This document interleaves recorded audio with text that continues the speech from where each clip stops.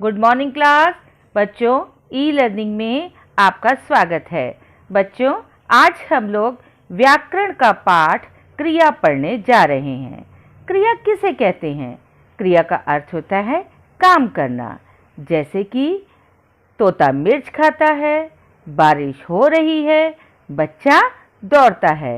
इन वाक्यों में खाता है, हो रही है, दौड़ता है, यह शब्द क्रिया शब्द कहलाते हैं। यानी कि वाक्य में जिन शब्दों के द्वारा किसी कार्य का होना पता चलता है उन्हें हम क्रिया कहते हैं। कर्ता, काम करने वाले को कर्ता कहा जा सकता है। जैसे कहा जाता है, जैसे अभिषेक बर्गर खाता है। कौन खाता है? अभिषेक। तो अभिषेक क्या हो गया बच्चों? कर्ता हो गया। कर्ता जो काम करता है। अब कर्म क्या है? कर्ता जो काम करता है उसे हम कर्म कहते हैं। यानी कि अभिषेक क्या काम कर रहा था? बर्गर खाने का काम कर रहा था। अभिषेक जो बर्गर खाने का काम कर रहा था वह बर्गर क्या। तो बच्चों, अब हम लोग क्रिया के भेदों के विषय में जानेंगे। क्रिया के दो भेद होते हैं, सकर्मक और अकर्मक। अकर्मक क्रिया वाक्य में जिन क्रियाओं में कर्म की अपेक्षा नहीं होती है वह सकर्मक क्रियाएं कहलाती हैं। जैसे बच्चा सोता है। और सकर्मक क्रियाएं वाक्य में जिन क्रिया शब्दों को कर्म की अपेक्षा होती है उन्हें हम सकर्मक क्रिया कहते हैं। बच्चों, सकर्मक क्रिया के भी दो भेद होते हैं, एक कर्मक और द्विकर्मक। एक कर्मक क्रिया जिन परियों का एक ही कर्म होता है, यानी कि जिन वाक्यों में एक ही कर्म होता है उन्हें हम अकर्मक क्रिया कहते हैं। जैसे रमेश पत्र लिख रहा है। द्विकर्मक क्रियाओं में जिन क्रियाओं में दो कर्म होते हैं, यानी कि जिस वाक्य में दो कर्म होते हैं वह द्विकर्मक क्रिया कहलाती है।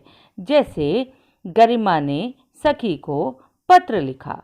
द्विकर्मक क्रिया में क्या और किसको लगा करके क्रिया से प्रश्न पूछा जा सकता है। बच्चों, अब मैं आपको संरचना की दृष्टि से क्रियाओं के भेद सिखाती हूँ।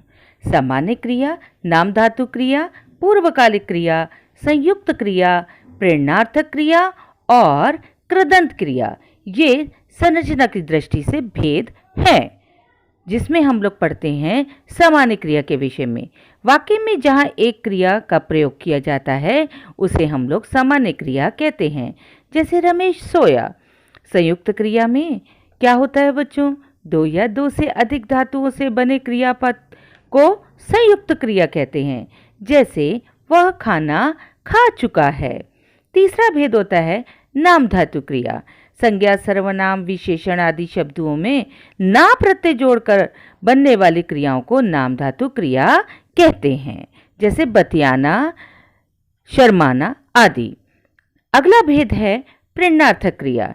जिस वाक्य में कर्ता स्वयं काम न करके किसी दूसरे से कार्य करवाता है या उसे प्रेरित करता है उसे हम लोग प्रेरणार्थक क्रिया कहते हैं। जैसे माँ ने माली से पौधे लगवाए। पूर्वकालिक क्रिया, किसी मुख्य क्रिया से पूर्व यदि कोई अन्य प्रयुक्त होती है, अन्य क्रिया प्रयुक्त होती है तो वह पूर्वकालिक क्रिया कहलाती है। जैसे मैं नहाकर पढ़ूंगा। आखिरी भेद है बच्चों कृदंत क्रिया। उठ, बढ़, पढ़ आदि ये सब जो है मूल धातु हैं। इनके साथ यदि ना, ता, कर प्रत्यय,